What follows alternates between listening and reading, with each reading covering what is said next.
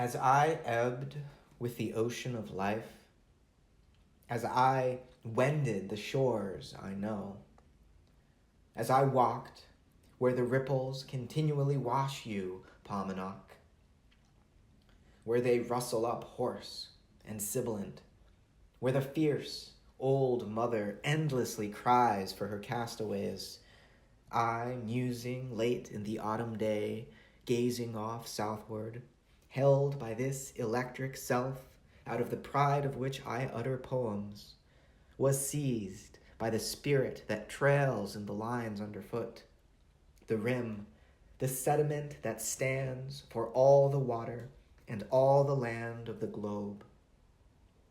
Fascinated, my eyes reverting from the south, dropped to follow those slender windrows, chaff, straw, splinters of wood, weeds, and the sea gluten, scum, scales from shining rocks, leaves of salt lettuce left by the tide, miles walking, the sound of breaking waves the other side of me, Paumanok there and then as I thought the old thought of likenesses. These you presented to me, you fish-shaped island, as I wended the shores I know, as I walked with that electric self-seeking types.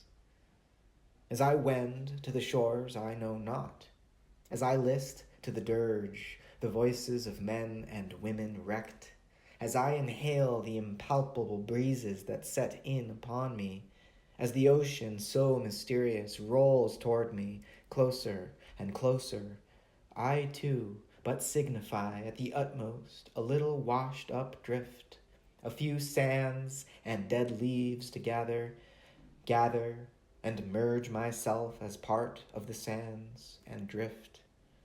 Oh, baffled, balked, bent to the very earth, oppressed with myself that I have dared to open my mouth, aware now that amid all that blab whose echoes recoil upon me, I have not once had the least idea who or what I am, but that before all my arrogant poems, the real me stands yet, untouched, untold, altogether unreached, withdrawn far, mocking me with mock congratulatory signs and bows, with peals of distant ironical laughter at every word I have written, pointing in silence to these songs and then to the sand beneath.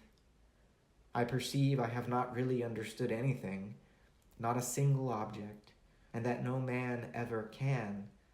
Nature here in sight of the sea taking advantage of me to dart upon me and sting me, because I have dared to open my mouth to sing at all. You oceans both, I close with you. We murmur alike reproachfully rolling sands and drift, knowing not why. These little shreds indeed standing for you and me and all. You friable shore with trails of debris, you fish-shaped island, I take what is underfoot. What is yours is mine, my father. I too, Paumanok, I too have bubbled up, floated the measureless float, and been washed on your shores. I too am but a trail of drift and debris. I too leave little wrecks upon you, you fish-shaped island. I throw myself upon your breast, my father. I cling to you so that you cannot unloose me. I hold you so firm till you answer me something. Kiss me, my father. Touch me with your lips as I touch those I love. Breathe to me while I hold you close the secret of the murmuring I envy. Ebb, ocean of life, the flow will return. Cease not your moaning, you fierce old mother. Endlessly cry for your castaways, but fear not. Deny not me. Rustle not up so hoarse and angry against my feet as I touch you or gather from you. I mean tenderly by you and all. I gather for myself and for this phantom looking down where we lead. and following me and mine. Me and mine, loose windrows, little corpses, froth, snowy white, and bubbles. See from my dead lips the ooze exuding at last. See the prismatic colors glistening and rolling. Tufts of straw, sands, fragments, buoyed hither from many moods, one contradicting another.